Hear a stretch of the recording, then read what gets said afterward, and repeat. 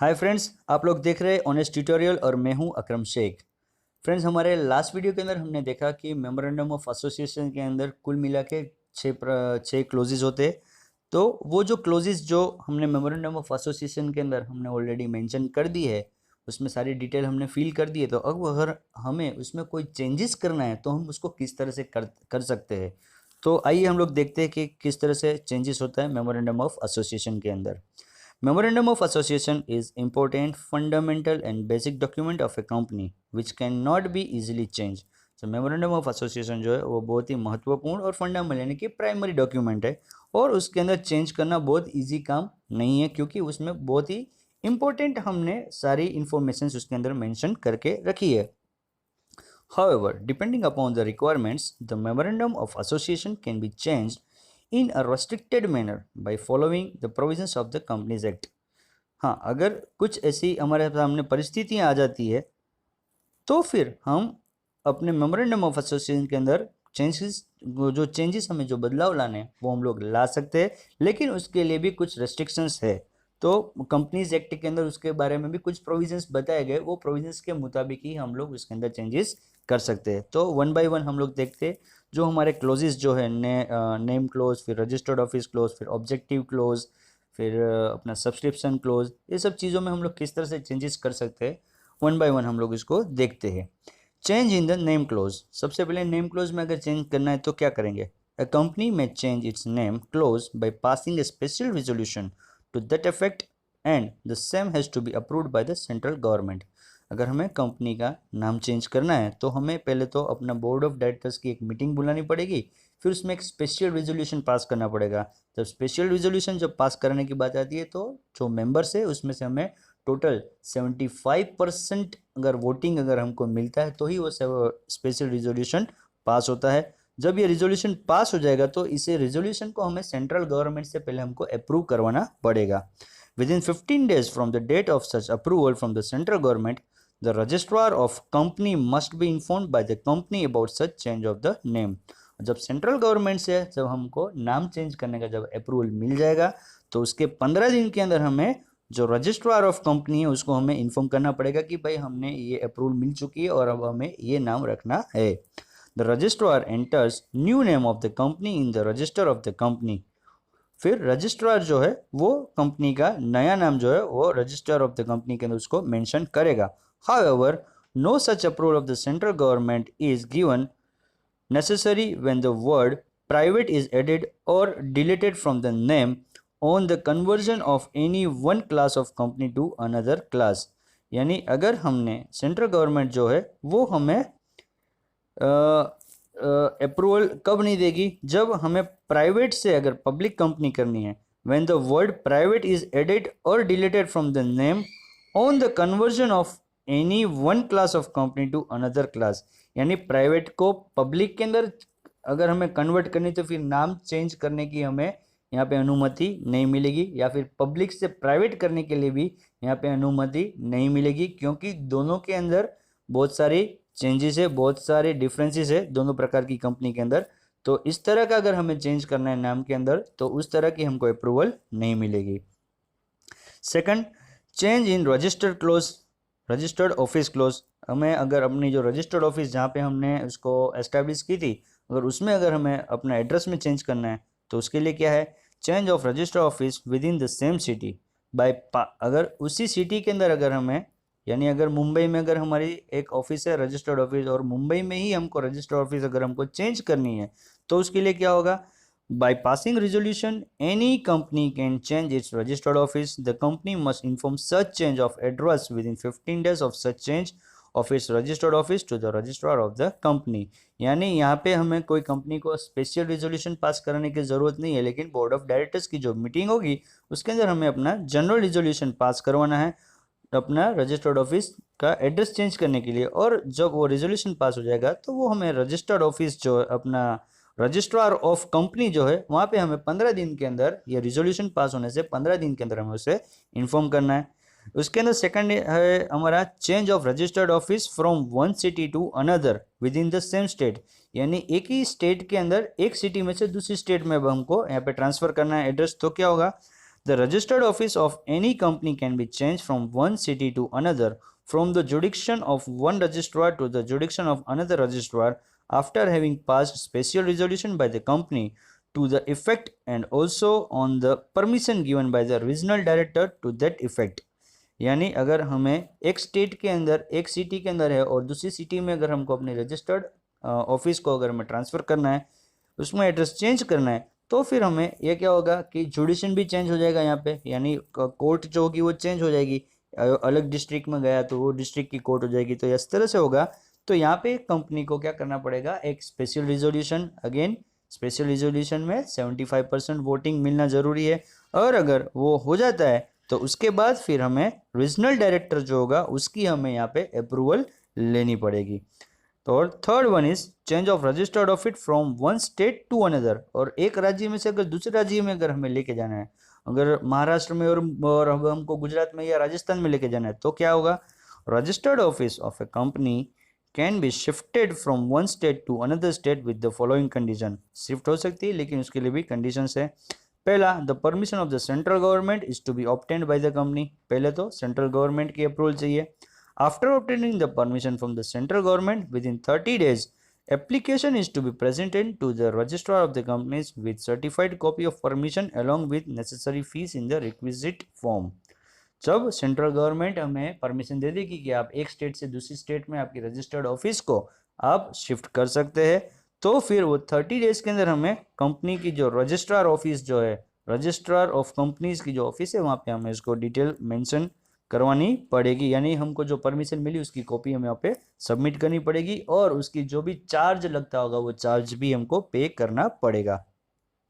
If the creditors and debenture holders and other concerned persons with the company have any objection to change of registered office, they may apply for that.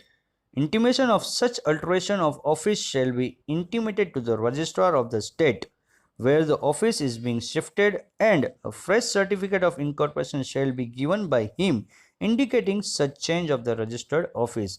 अगर किसी भी प्रकार का हमारी company अगर हमने establish की और हमें एक स्टेट से दूसरी स्टेट में अगर हमारी रजिस्टर्ड ऑफिस को लेके जाना है, और अगर हमारे क्रेडिटर्स या तो डिवेंचर होल्डर्स को अगर कोई आपत्ति है हमारी रजिस्टर्ड ऑफिस को चेंज करने के लिए, तो वो लोग इसके लिए अप्लाई कर सकते हैं कोर्ट में भी। और इसका इंटीमेशन जो है, हमें अगर अल्ट्रेशन यानी कि अगर हमें कुछ चेंज करना है अपनी ऑफिस को रजिस्टर, तो उस स्टेट का जो रजिस्ट्रार होगा उसे भी यहाँ पे इन्फॉर्म करना पड़ेगा। Where the office is being shifted, जहाँ पे हमें अपनी ऑफिस शिफ्ट करनी है वहाँ का जो रजिस्ट्रार ऑफ स्टेट होगा उसको हमें इन्फॉर्म करना पड़ेगा कि भाई हमारी ऑलरेडी एक कंपनी है वो महाराष्ट्र के अंदर है और अब हम इसको गुजरात में शिफ्ट करना चाहते हैं, उसकी यहाँ पे हम लोग उसको पूरी तरह से इसको यहाँ पे अब हम लोग इस्टेब्लिश करना चाहते हैं। तो जो जिस स्टेट में हम लोग अब नई जगह पे हम जहाँ पे शिफ्ट करना चाहते हैं उस स्टेट के रजिस्ट्रार जो होगा उसको भी यहाँ पे इन्फॉर्म करना पड़ेगा। Whether the office is being shifted and a fresh certificate of incorporation shall be given by him indicating such change of registered office। तो यहाँ पे क्या होगा, रजिस्टर्ड ऑफिस अब पूरी चेंज होगी, नई जगह पे आ गई, तो फिर उसको फ्रेश सर्टिफिकेट ऑफ इनकॉर्पोरेशन दिया जाएगा और उसमें इंडिकेट किया जाएगा कि भाई रजिस्टर्ड ऑफिस है वो चेंज की गई है। यानी कंपनी इनकॉर्पोरेट पहले से हो चुकी है, इनकॉर्पोरेशन डेट चेंज नहीं होगी, लेकिन सर्टिफिकेट ऑफ इनकॉर्पोरेशन सिर्फ जिसका रजिस्टर्ड ऑफिस चेंज हुआ है वो उसके अंदर मेंशन किया जाएगा। फिर है हमारा change in object close. Object यानी हमारा हेतु, हमारा पर्पस, उसमें अगर हमें चेंज करना है, object clause of company can be change only on the following conditions. पहला, a company can not divert from the object without passing special resolution for which the capital is raised. जिस purpose के लिए हमने public के पास से हमने capital बोरो किया है, यानी हमने पब्लिक में हमने शेयर्स इश्यू करके पब्लिक के पास है जो पैसा जिस पर्पस के लिए हमने लिया है, बराबर है, तो हमें अगर वो चेंज करना है तो इसके लिए हमें पहले तो सबसे पहले एक स्पेशल रेजोल्यूशन पास करवाना पड़ेगा। तो अगेन स्पेशल रेजोल्यूशन के लिए 75% वोटिंग जरूरी है मेंबर्स का। Second, no alteration made in the object clause shall be effective until it has been registered by the registrar of the company. और हम लोग अपने ऑब्जेक्ट क्लोज के अंदर तब तक कोई भी अल्टरेशन यानी चेंजेस नहीं कर सकते जब तक ये रजिस्ट्रार ऑफ कंपनीज के अंदर हमारा ये चीज़ रजिस्टर नहीं हो जाएगी। जो रेजोल्यूशन जो पास हुआ वो जब तक अप्रूवल मिल गया और बाद में फिर हम जब तक रजिस्ट्रार ऑफ कंपनीज के अंदर ये रजिस्टर में मेंशन नहीं होता तब तक हम लोग इसमें ऑब्जेक्ट क्लोज के अंदर कोई भी अल्टरेशन नहीं कर सकते। Third, change in the object clause of memorandum of association can be made given any member right to participate in the divisible profit of a company. Change in the object clause of memorandum of association can be made giving any member right to participate in the divisible profit of a company when a company is limited by guarantee and does not have the share capital. Any other change of the object clause shall be voided. यानी अगर memorandum of association के अंदर object close के अंदर ये mention किया गया था कि मेंबर्स को राइट है वो डिविजिबल प्रॉफिट के अंदर वो पार्टिसिपेट कर सकते हैं, जो प्रॉफिट जो अर्न होगा उसके अंदर वो उसमें पार्टिसिपेट कर सकता है। कौन सी? When a company is limited by guarantee, यानी अगर लिमिटेड बाय गारंटी है और उसने कोई शेयर्स इश्यू नहीं किया है, इस प्रकार की कंपनी होगी तो हम लोग यहाँ पे ऑब्जेक्ट क्लोज के अंदर चेंज कर सकते हैं। Any other change of object close shall be void. इसके अलावा और भी कोई भी ऑब्जेक्ट क्लोज के अंदर हम लोग यहाँ पे जो परमिशन हमको मिलेगी नहीं, वॉइड यानी कि उसको रोका जाएगा। Change in the liability close, in this close following alteration can be done. कौन कौन सी चीज़ें हम लोग इसके अंदर चेंज कर सकते हैं? तो पहला, इट में extinguish or reduce the liability or any of its share in respect of the share capital not paid up। यानी जो शेयर्स का पैसा नॉट पेड अप का मतलब है कि अभी तक हमें उसकी पूरी कीमत अभी तक आई नहीं है। शेयर्स जब इश्यू किए तो उसको हम लोग ने क्या इंस्टॉलमेंट में अगर हमने पैसा मंगवाया तो अभी तक उसका पूरा पैसा आया नहीं है, तो इसको बोलते हैं not paid up. It may extinguish or reduce the liability or any of its share in respect of the share capital not paid up। अब किसी बंदे ने शेयर खरीदा और उसने अभी तक उसकी पूरी कीमत पे ही नहीं की है, तो उसने जितनी कीमत पे की होगी उतनी ही उसकी यहाँ पे क्या होगी, उसके रिस्पॉन्सिबिलिटी रहेगी।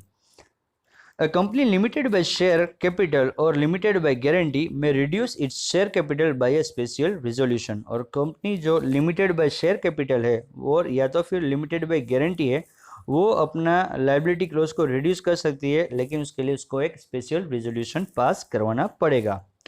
Change in the capital clause, capital clause में किस तरह से change हो सकता है? A limited company having a share capital may, if so authorized by its articles of association, alter its memorandum of association after passing resolution in its general meeting।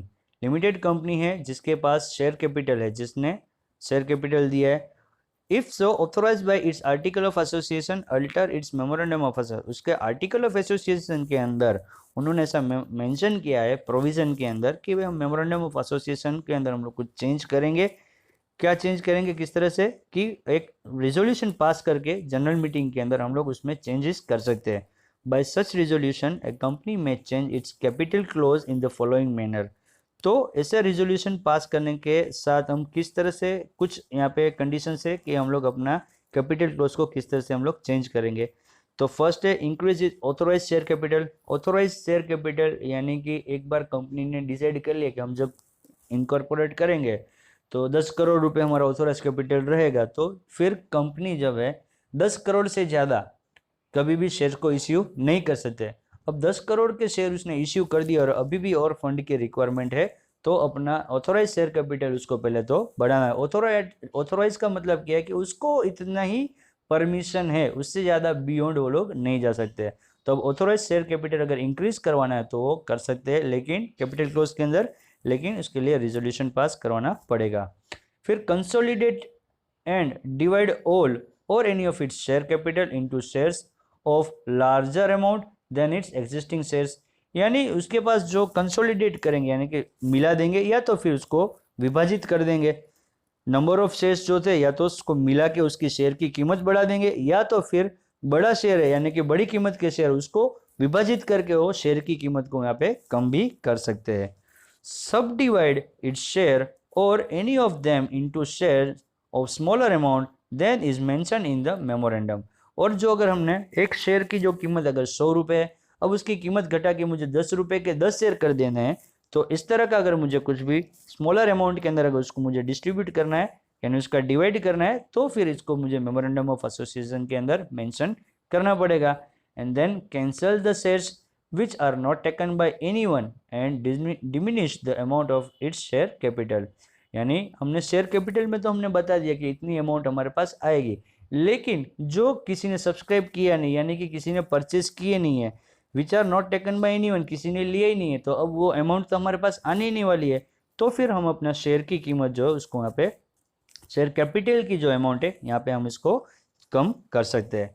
The share capital of company limited by shares और limited by guarantee and having a share capital may be reduced by special resolution of the company, which is followed by an application to the court, and on confirmation the share capital can be reduced।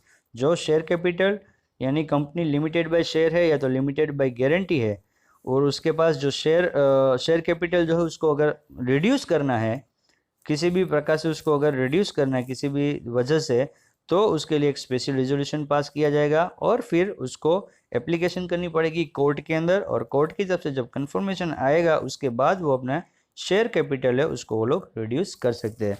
तो friends, आज हमने अभी video के अंदर देखा कि हम किस प्रकार से शेयर्स मेमोरेंडम ऑफ एसोसिएशन के अंदर जो उसके जो क्लोजेस है वो क्लोजेस के अंदर हम लोग किस तरह से चेंजेस कर सकते हैं, और क्या क्या इसके ऊपर प्रतिबंध है, क्या क्या रोक लगाई गई है, और अगर चेंजेस करना है तो उसके लिए क्या क्या रिक्वायरमेंट है वो हमने आज जाना। फ्रेंड्स, अगर आज के वीडियो में आपको कोई प्रॉब्लम है तो आप मुझे आपके क्वेश्चंस कमेंट के जरिए पूछिए, और अगर ये वीडियो अच्छा लगा है तो आपके रिव्यूज़ भी मुझे ज़रूर भेजिएगा। Okay friends, bye bye, take care.